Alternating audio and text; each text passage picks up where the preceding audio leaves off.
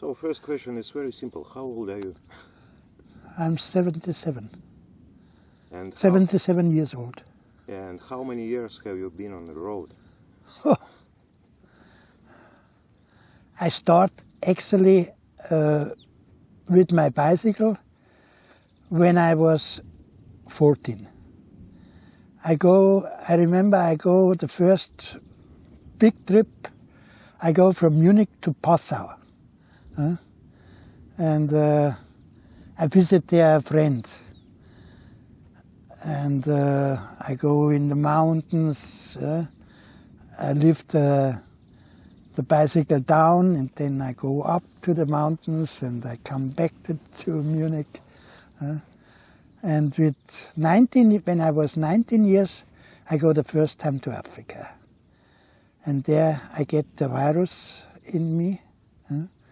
And I couldn't leave Africa anymore. Yeah. Then I go with 20 years, because this time you get the full age with 21. And then with the loudness from my parents and the South African government, they gave me the full age with 20. And then with 20 years, I immigrate to South Africa. And then from South Africa, I go also to Namibia. This time it was still German Southwest Africa. Yeah. But let's come back for your first trip with a bicycle when you was 14. How many days did it take? Only the bicycle trip, that's what not so much. Maybe let's say 2 days. Then I came to the Donau, Okay. and I have to cross the Donau. And I remember there was a little bell, and then the shippermen come from the other side with the boat. I put the bicycle in the boat, and they bring me to the other side, and I have to pay 50 penny this time. It would be now 25 cents. What did your parents say when you decided to travel? Normally I would go with my parents to Italy in this time. And my mother had an accident. She lay in the hospital, and I was very sad. We can't go to Italy. So my father said, okay, you organize something from your own. By yourself. And that's why I start and go with the bicycle. It was a nice time. So, and since then you are traveling all your life, huh? Yeah, and then you know how long I travel.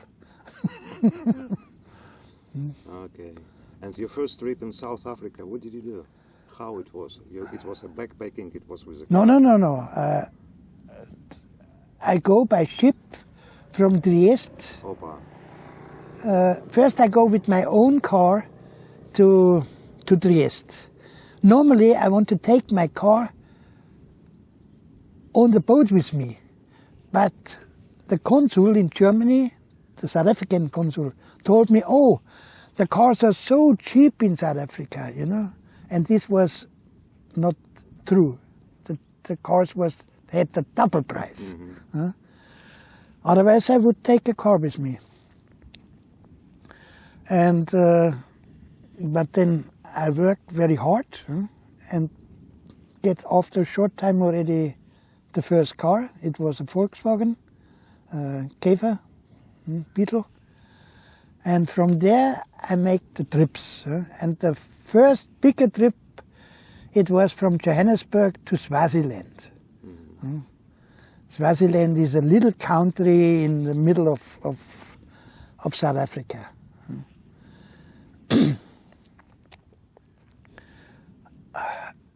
But on the ship I meet already a girl, and she was living in Cape Town.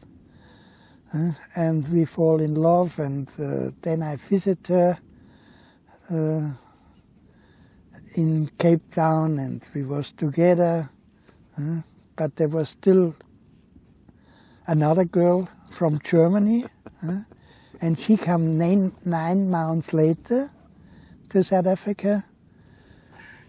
And then I was together with the German girl, and she get later my wife. No, this was a big mistake what I made in my life with this woman. The South Africa woman, I think, would be the better chance. But okay, what happened? It happened. But that's life. Okay, since then you made a lot of trips, and you made this all the world round trip. And what was your most unforgettable trip? If you just...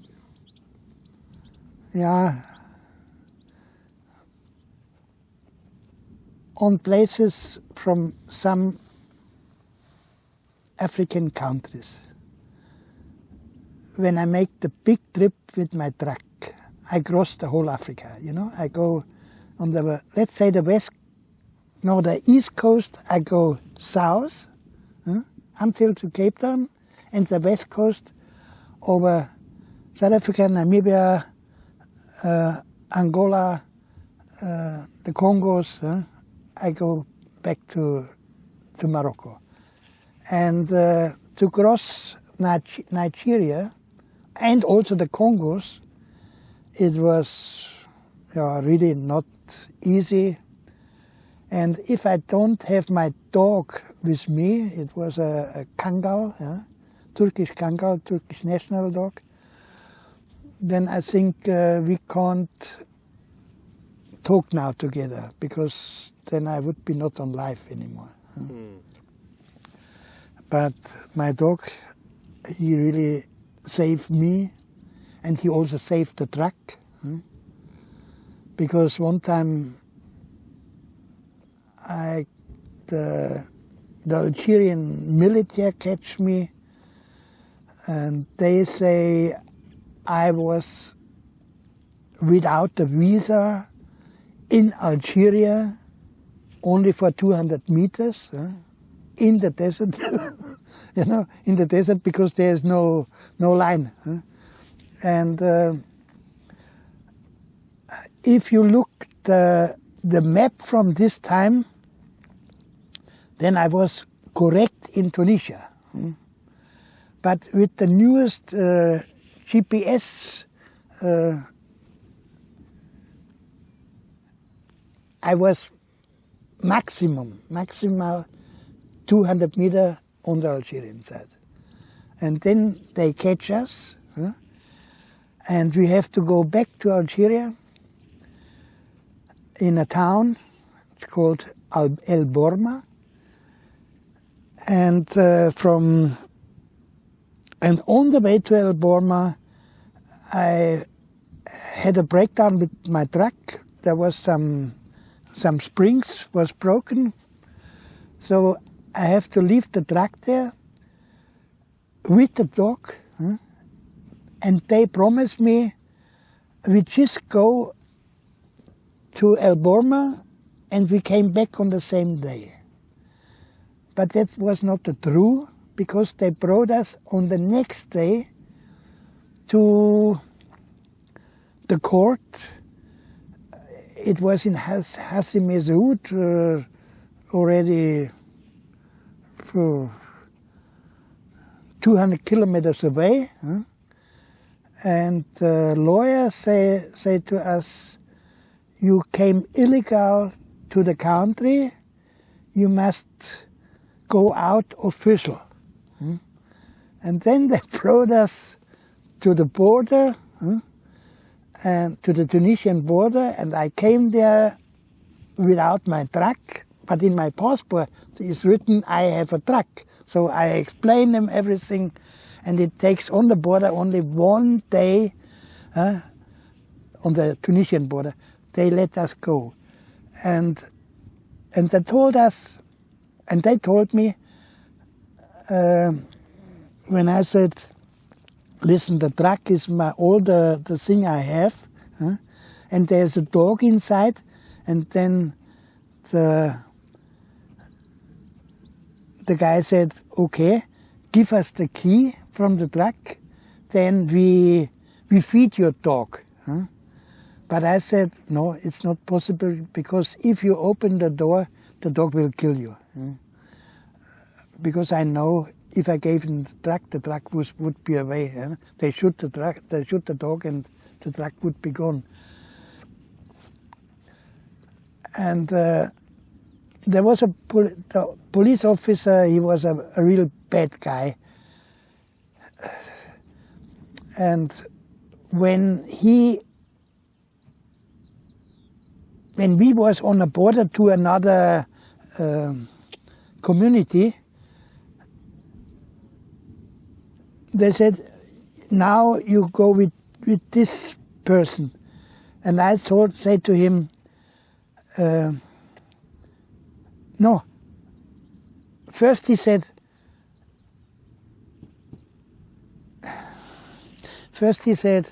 there is now nobody to watch for my truck.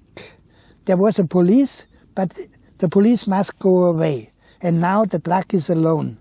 And if I want the truck is safe and nobody touch it, then he can send 3 persons there to watch for the truck. I said, yeah, is it nomad people? Yes. I said, but then it mustn't be 3. It's 2 enough, because I have to pay for. And he said, yeah, okay, 2 is also possible. And but it costs money. I said, okay, good.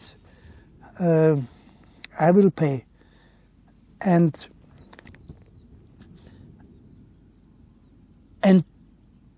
then I said to him, listen, in this moment I spring over my own shadow. And I said to him, listen, if you ever come to Germany, there is my address with my phone number. If you visit me, you are my guest. And in the same moment, he changed everything, you know. He was friendly to me, and he said, okay, that's very nice, but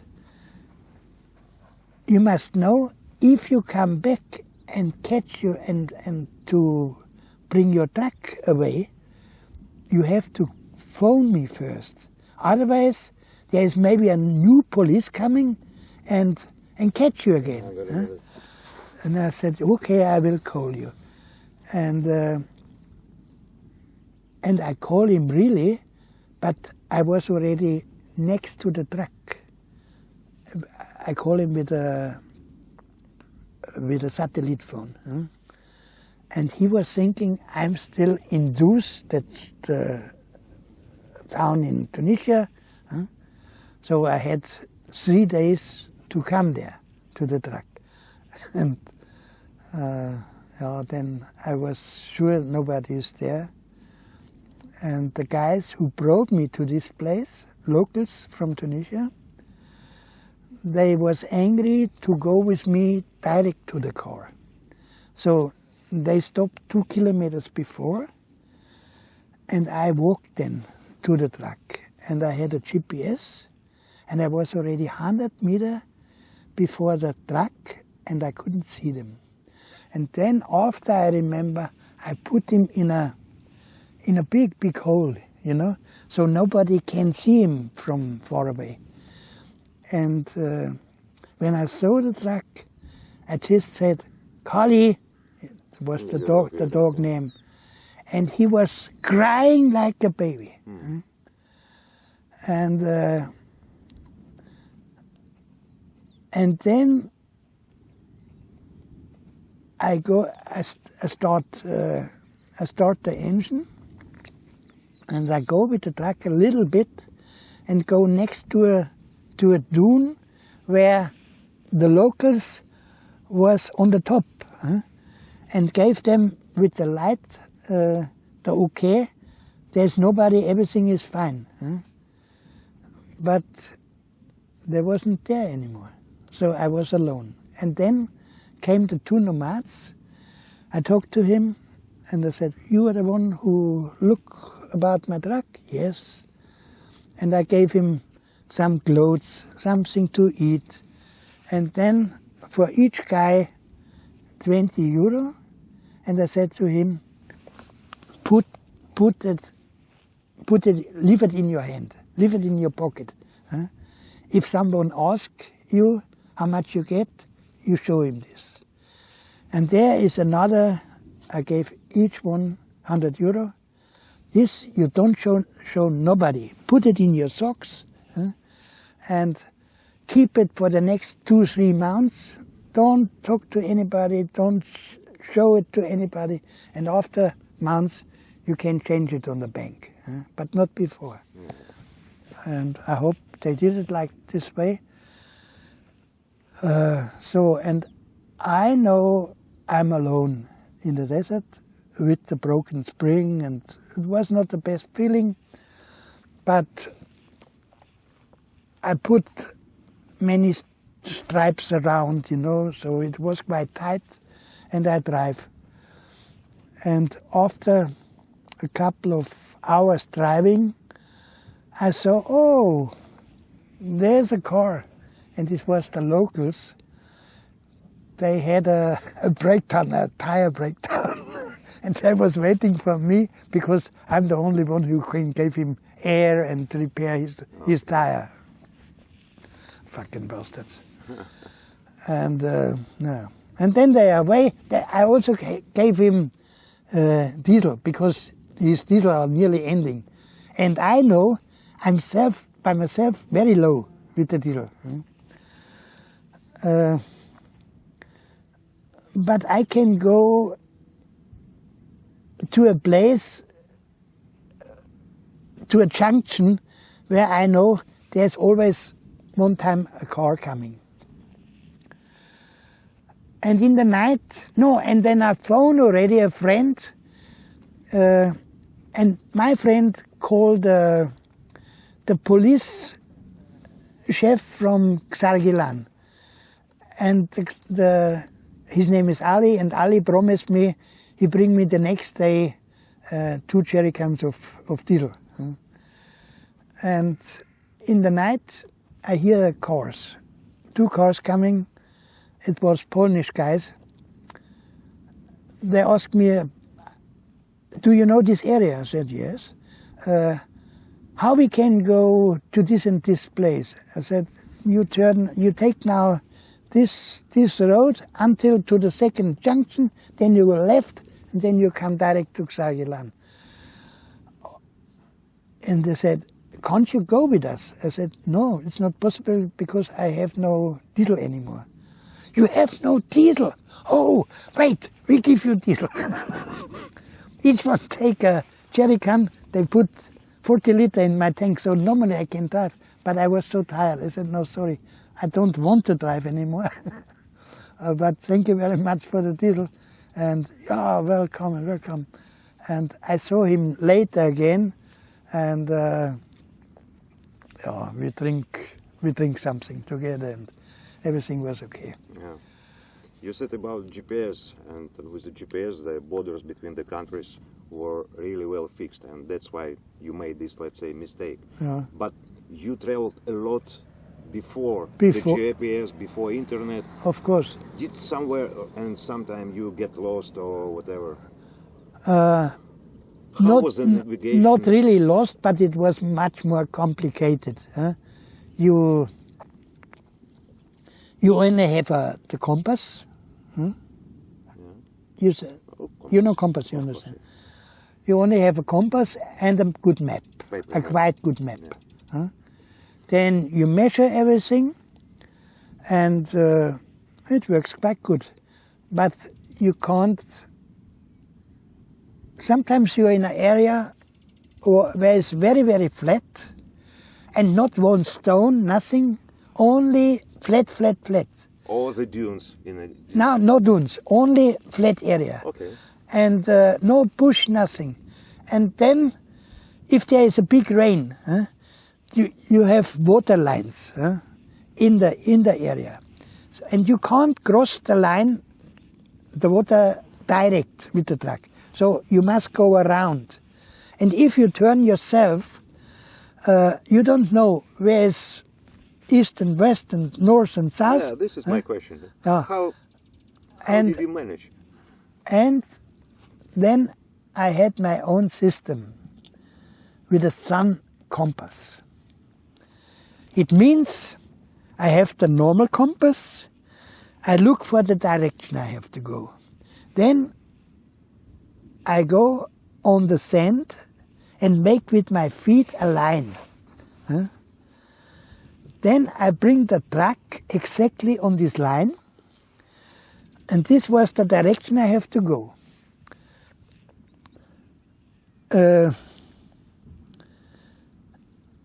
on the truck, on the motor, on top from the motor, it's only possible when you have a truck with a nose. The flat one, it's not. Okay, yeah, it's the not hood, possible. There was a stick and around a circle, and I made the system from the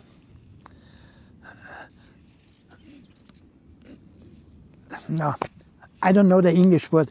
We call it in German Sternzeichen.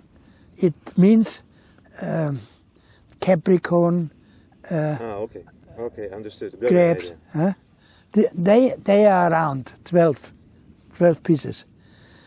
And you see, let's say, the Capricorn, the line from the shadow, their shadow is now here. And you follow just before the line for the next 10 minutes. And then the line after, the next 10 minutes after the line, it gave a medium. And after 20 minutes, maybe you make a new measurement. But this is very exactly. And because if you have a compass and you drive in an area, the compass is always moving. But this in front, it's always on the same place. And you just follow always this system. And this you have always in your eyes, You see the way how you to go, and you see the shadow. So you never get lost, you want to say? No, that's a perfect thing. Opa. But now you use GPS, internet and stuff. Yeah, now it's very easy. But in the beginning I have problem with the GPS. And one time I really didn't know exactly where I am. And then I said to myself, so I don't move away before I know now this GPS exactly, how to work. And it takes a while, and then it was okay. Okay, let's come back for the people. In your opinion, in which country were the people more friendliest, and where were they the least friendly, in your opinion? Yeah. You saw a lot of countries, and you saw a lot of people. You find in all the countries nice people and bad peoples.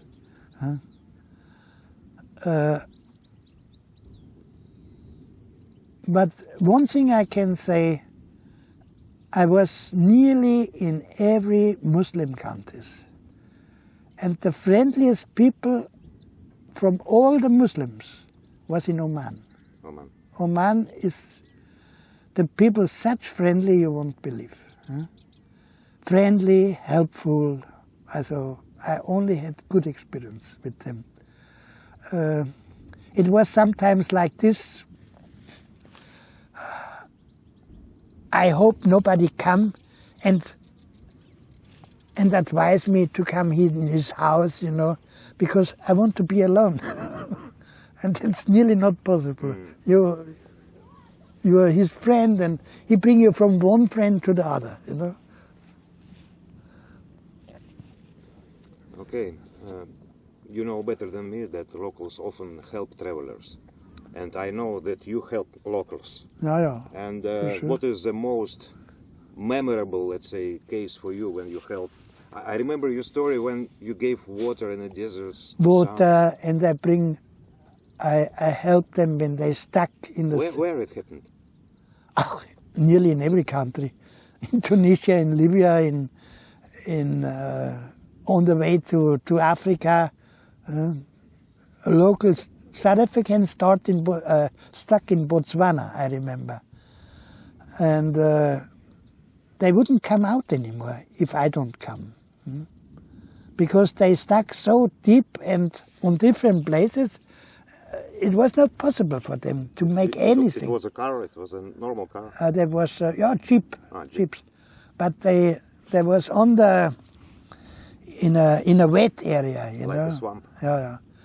And for me it was no problem. I take the winch and pull them out. And then they are very happy.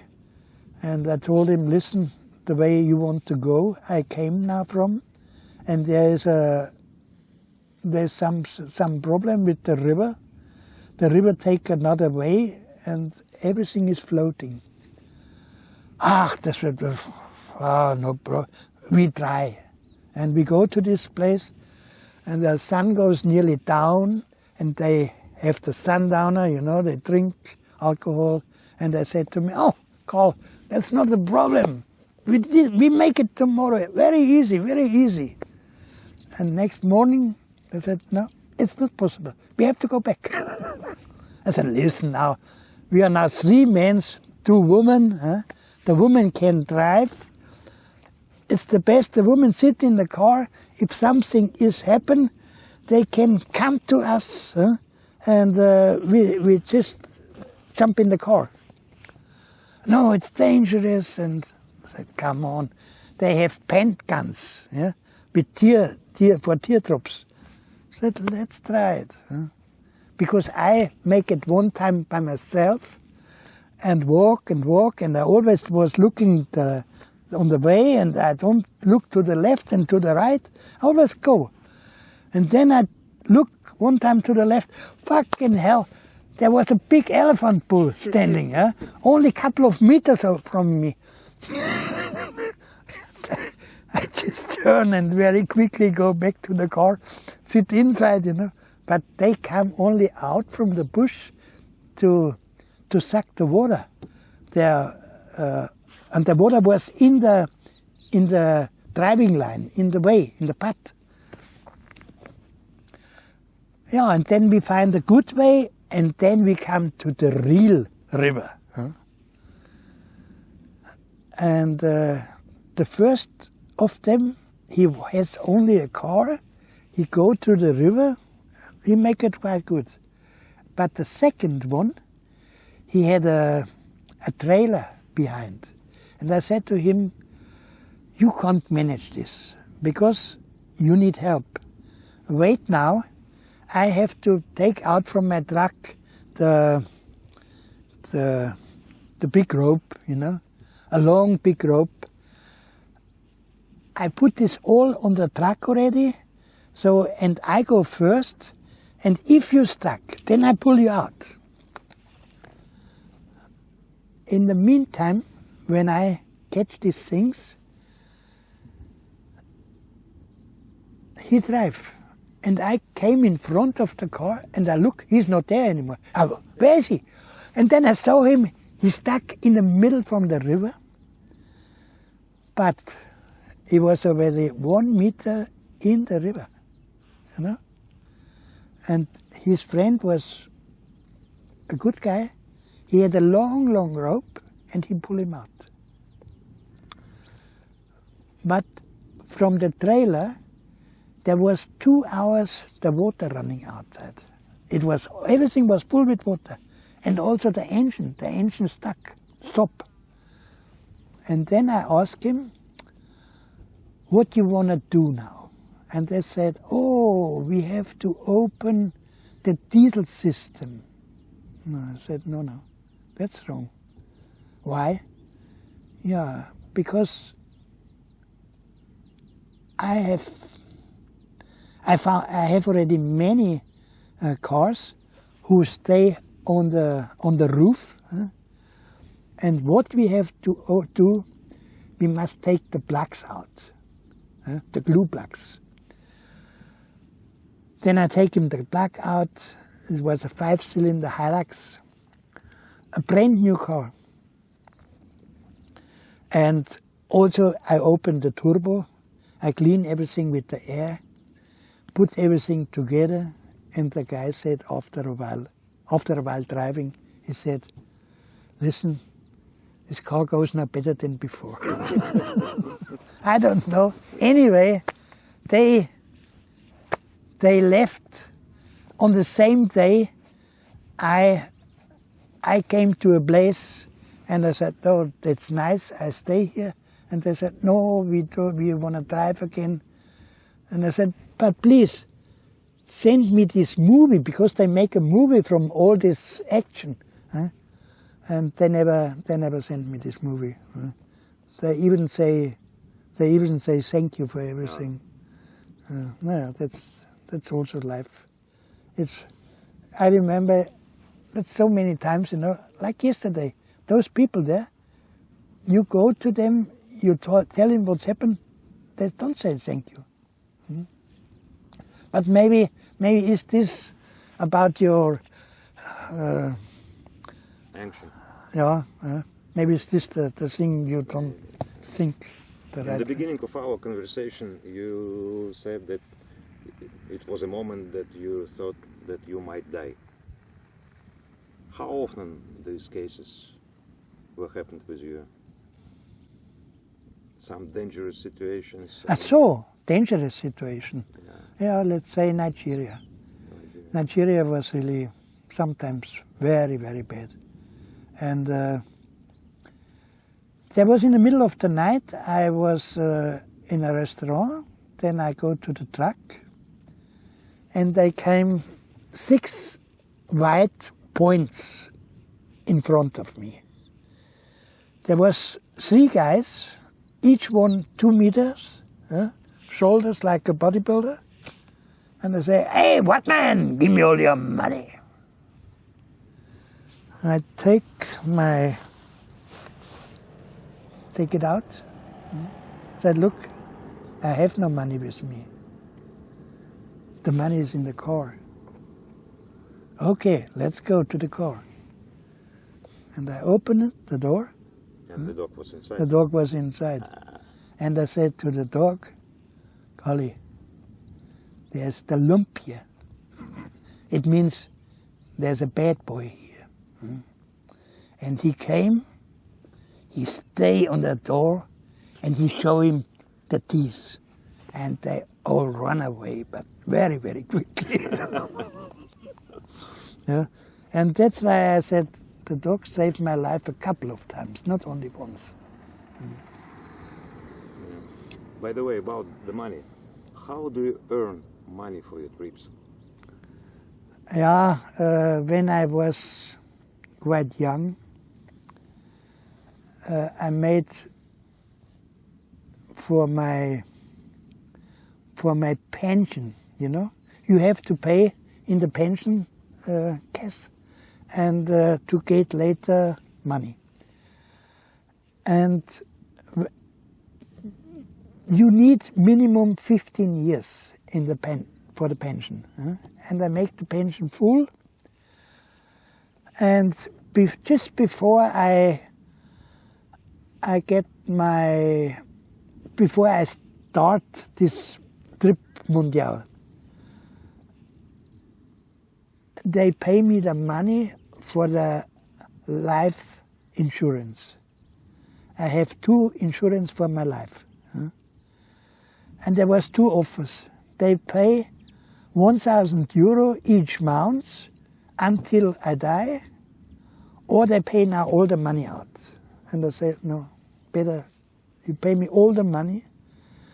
I don't know how old I am, how many years I'm on life. I want to make a big trip. And I was before in Libya, And in Libya I had in March already 57 degrees.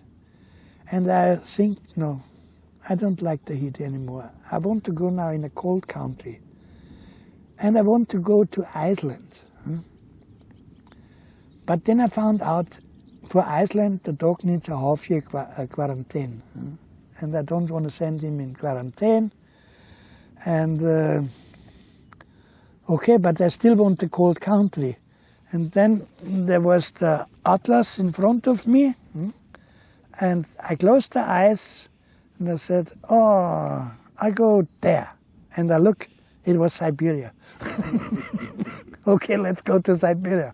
And then I saw, oh, there's Mongolia not far away, and then all the Stan countries. I want to see this area. And normally, I want to go after to India, Pakistan, India, Nepal, Bangladesh, all these countries. But there was in Balochistan a big fight, so nobody can go in this area. I was already in Tashkent on the border, on the consulate, and the consul said, he offered me tea and we eat together, you know, he was really a nice guy. And he said, for you, I will do everything, but I really can't give you the visa because it's much too dangerous.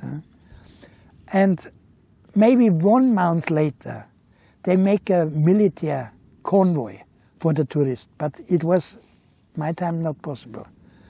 And then I have to change everything, and I go to from Dushanbe. Just a moment. I go again to Turkey. From Turkey, I repair my truck, and then I go south, Jordania, Syria, Jordania.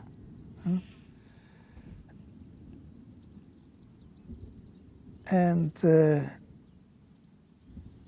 then to Saudi Arabia, Bahrain, Qatar. I stay a while 1 month minimum in Qatar. Then I go to Oman. In Oman I stay 3 months. Because I was always thinking maybe it's possible to go to, what is this country where they're still fighting? Yemen. But there was always fight, so it was not possible. And I have to go back to Saudi Arabia, but I was already 2 times before, and they don't want to give me a third visa. And they said it was never happened. We give a foreigner in such a short time 3 visas. But I said, what can I do? All around is war. I must pass your country again. And then I had already Oman friends, and they go with me together to the consulate. And then I get the visa. You know, there was one man, a special man, a friend from my friends, and he managed everything. And then I have the visa. And then I cross Saudi Arabia. And then I remember, just before I came to Jeddah is the harbor, I crossed Mecca. And I ask on a field station, I asked the guy how I come to Jeddah. He said, this way. And he was thinking, because I had the dress and the shesh, and that he think I'm a Muslim. Then I turn around and go the long distance, you know, and then to Jeddah. And there was a holiday, and then after, on this holiday, there was no ship. And after the ship was booked out, and my visa was gone, you know, because I only have I think a a 5-day visa or something. But they gave me new visa without paying because they said, okay, it's not your fault. And I go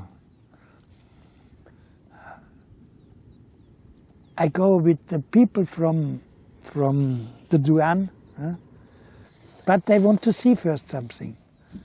And I show it to him, and then it was good. So normally you meet a lot of people during your trips, but you are traveling alone. Do you ever feel Only with the dog.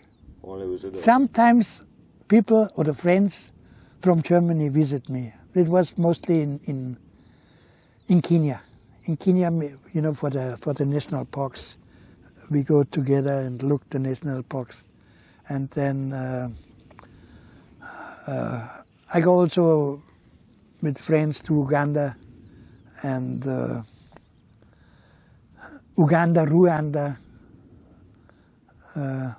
Not the next, the neighbor country.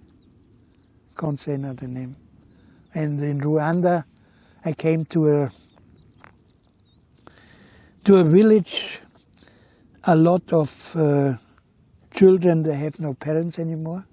About the war, you know, between the Hutus and the Tutsis, and unbelievable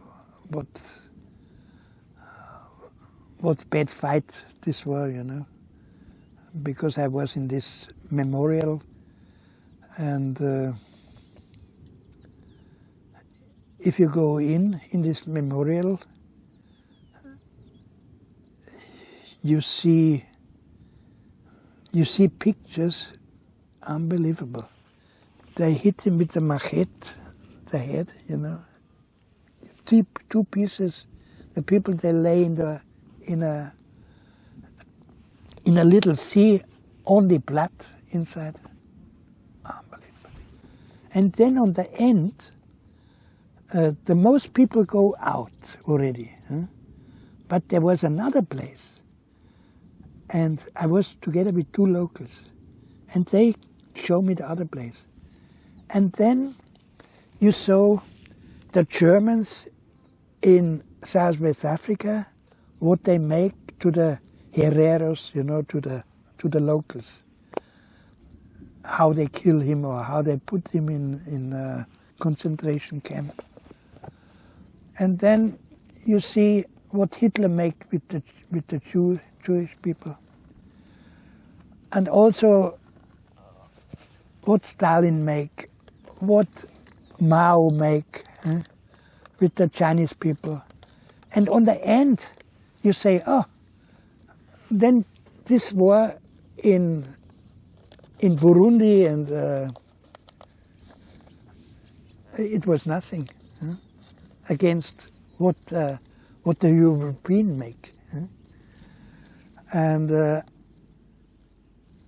I nearly would promise there's one time another war coming. Yeah, and then in Namibia, I'm one time in the real war. You know, when in Wamboland, they came from Angola and fighting against the South African soldiers. And they always come and destroy the water in Namibia, you know. The water was for a mission, let's say. And then the missioner, they call us or send a letter. I was working this time by the Waterwiese. It means water project. And I have to go then there and repair the thing. But it was a dangerous place, so I have soldiers next to me with a machine gun, and they protect me. But then they shooting from the other side, so you go down. It was not very nice. When you were a kid, you had a toy gun, and your uncle came back, and when you saw this is a friend of mine, he always get toy guns from America. And when he get the new one, then he gave me the old one as a present. It was not my uncle, it was my father. And when my father saw the toy gun, he take it, I have to go with him. He put it on the vise, you know, and he put it in the vise, and then he take a big hammer, and he smashed it totally. And he said, that fucking thing is not good for you. And okay, and now I can say my father was completely right. Your father was a driver, yeah, in the Wehrmacht? Yeah. And my father was against the war, against Hitler, against the war. Because when he was young, he go out from our house, and not far away, only 200 meters away, there was a point. There was guys from SR, you know. SR was the guys who fighting, and you have to greet him like this, you know. And my father just want to walk around and stop. Can't you greet the flag? I don't want to greet. Vum, vum, vum. My father said, I don't want to have anything to do with these fucking bastards. But my uncle, he was a guy, he was happy with the army. He was by the airplane. Yeah, but one time the airplane crashed down, and he had a big problem with the body. He died just after the war. It was one of my very first thinking. I was not 3 years old, and I saw all the sisters from my father. They all black covered, you know, when we bring him to us, and this I remember. I see it like just now. What is the most important rule for you that you are trying to keep in your life? Yeah, that's one thing what my father to me always said when I was a little boy already. When we was in the mountain and we see somebody working, there was a guy, he always worked on the way where the tractors or where the horses go up to the mountain and bring then the wood down, you know, and the road has to be always a little protected. Take some stones, fill it up, you know, because the water smashed the road. And my father said, look, all these people you have to greet.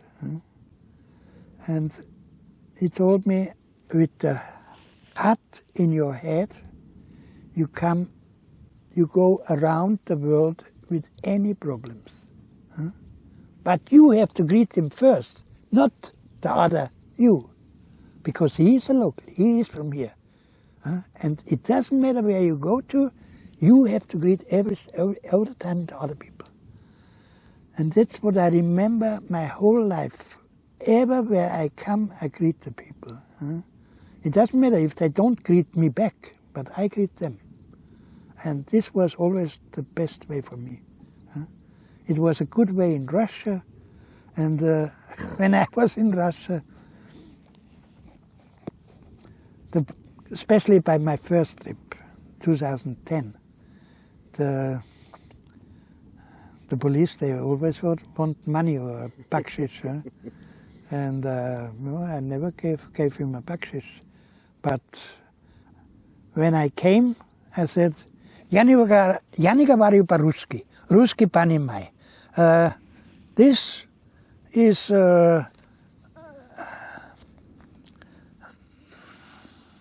no.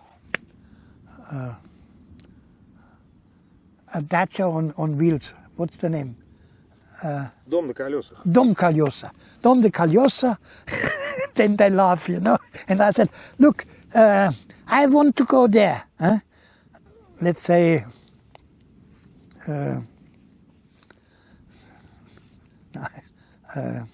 no. Jekaterinburg. Huh? Okay. Yeah, you are right on this road.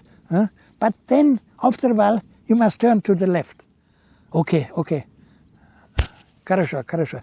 Thank you very much.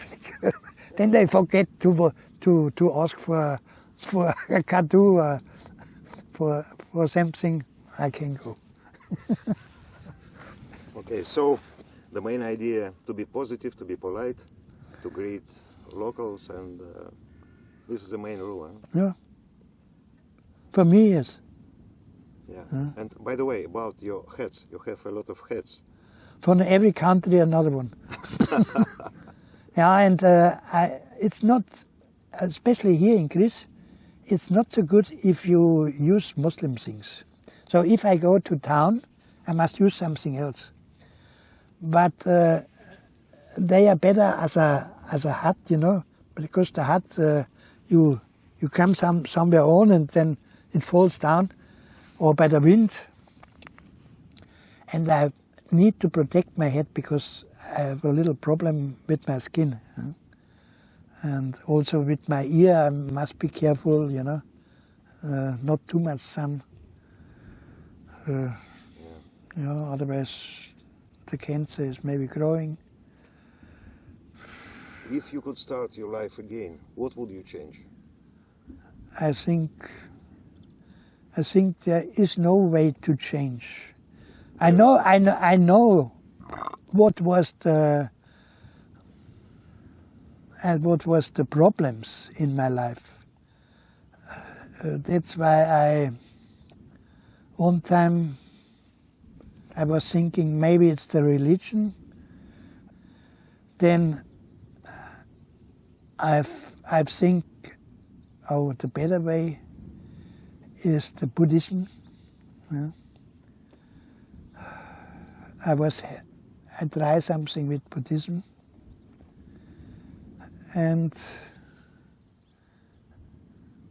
but there was always God, in my opinion, and my grandfather, he brought me on this way, and my father also said, son, it doesn't matter what you are believe, but you have to believe on something. That's important. And it takes a long time, really long time, and especially, let's say, before Corona starts. I came to Jesus, and that's for me the only way who helps you to have a nice life. Do you remember the happiest day in your life? Yeah, one of the happiest day when I was in Cameroon and I stuck in a swamp. The first day I go with my hands on the 3.30 meter car. I can touch the top. And that picture in a magazine that you yes, yes. And maybe fifth or sixth day, my head was already higher than the truck. Everything was down. And there was no chance to pull him out because it was like a, sucked, but really sucked. And I said, the only possibility is a big, big, big caterpillar. And they sent the biggest caterpillar from Cameroon. Oh, yeah. And normally they don't want to help me anymore. But I was sitting, there were some people about this thing to protect the car. And I was going away and I was crying. And then one guy came and said, "Don't cry. I arrange to help you. But it costs money." Okay, I said, "Please help me."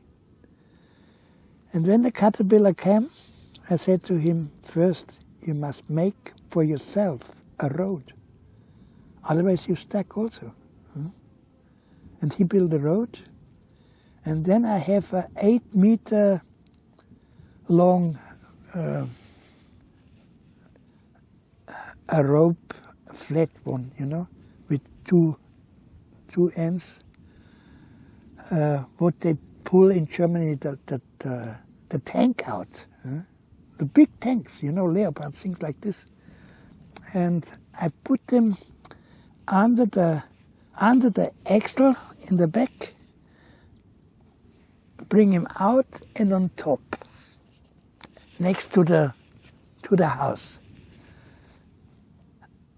And on the top was the two pieces, you know, and he goes with one teeth from his shovel in the T, and he left the truck 3 meter up.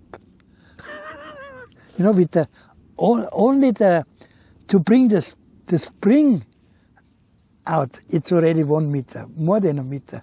And then the truck, and then we put some material down.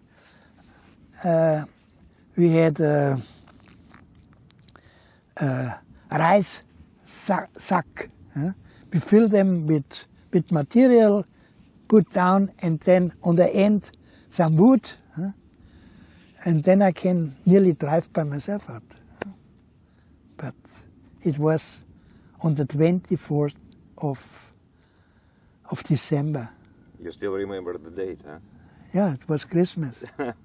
And it was my greatest, really my greatest present I ever get.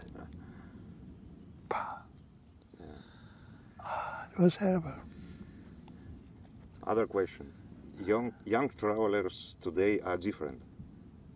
Yeah, You told me. complete. What makes you happy or sad when you look at them? What advice would you give them? I mean, in regards to your experience and with all your knowledge. That You know, have. if you look now the internet, they built in Germany a van that's not your home, that's always a van, you know, van life. You know, that's a very big van life. That's important. And they built all the same shit. On the roof must be a long pipe, there's the water in, you know, to make them warm. But I don't think they always have to go up and fill this up. So it's much easier if I take 3 bottles and put them in the sun, because with the car I don't want to stay always in the sun. It's getting too hot. But you want the hot water also, you must bring them in the sun. With bottles would be much easier. And then they tell you things what you know already the last 50 years, or they want to do completely different. And but then you see it's not working. There was last time someone stuck here, and then came a truck and wanted to pull him out with the winch. And he make the winch, also the rope, completely out. So he only has to start again. And I said, for what for you make this? Yeah, because the winch has the most power on the first line. I said, okay, then if it's like this, then I make more than 50 years a mistake. Because for me, was the first line always on the top. There, the winch is the strongest. I said to him, it's the same as by a bicycle. The big one in the front and the big one in the rear, there you have the most power. Go slowly up, but you have the most power. And he was thinking, or he told me, I'm an asshole because I make then always a mistake. This truck, he has no chance to bring him out because he make the way wrong. Then came the normal truck. He just used the rope and tuck and pull him out. So as I understood the general idea of your advice, make the things simpler. Do not overcomplicate the things. No, but the most thinking, they are so clever, And one of the biggest problem on one thing is internet very good, but on the other thing, it's really a rubbish, because they come one time to here, they put it in the internet, they write over this place, there's nobody, you can stay all the time, there's water, there's everything. And all the people who read this, they come to here. So it means there's every year minimum 500 new guys who come to here. And that's the problem. Internet.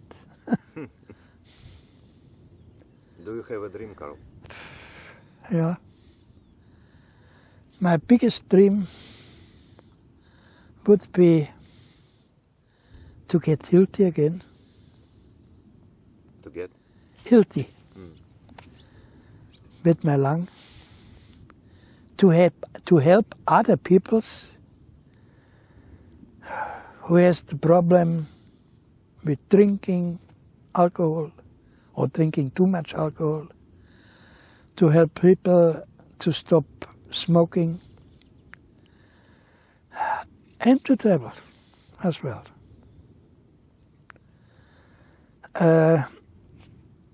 Greece is now the only place in my world, in my life, where I stay the longest time on one place. I never have been only as a child by my parents, but after I'm always away, always around. I never stop on one place for a long time. Okay, it's the age also. I get a little bit. I must make now everything slower. Before, driving, always all to see. But that's why I saw so much in my life. So from my side, I wish you health, and health. To be strong enough to continue your trips and travels and to do as many happy kilometers as you can handle. So I hope so. From all my heart. Thank you, Igor. Yeah. For you also the best, for you and for your wife. Inshallah. Inshallah. Inshallah.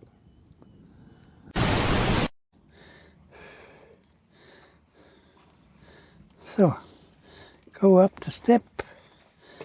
Be careful.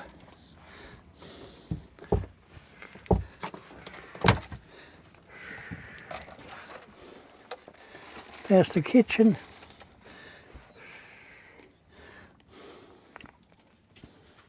The bathroom. The carpets. Pictures from my truck.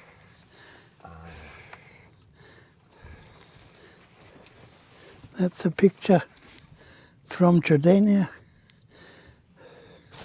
There's a picture from the Mongolian desert. And then Gobi.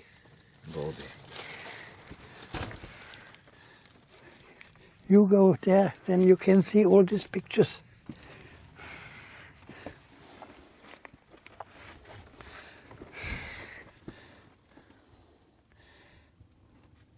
Baital Pass. Yeah, yeah, Pamir yeah, Mountains. Huh? yeah. And where is that? Egypt, White Desert. Then the hole in Uzbekistan, you know? It's not in Uzbekistan. Ah, that's It's Turkestan. Turkestan, sorry. Turkmenistan, yeah. This is in Namibia, Welwitschia. That's a flower. It has only 2 leaves. And one leaf, I measured them one time, was over 50 centimeter.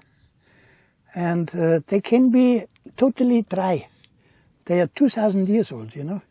And if you give them a little bit water, then they're growing up again. Unbelievable. This you know. Mongolia. Yeah, Genghis Khan's capital, Karakorum. This lake. It was in Libya. It's called Gabron Lake, Lake Gabron. This is in East Africa.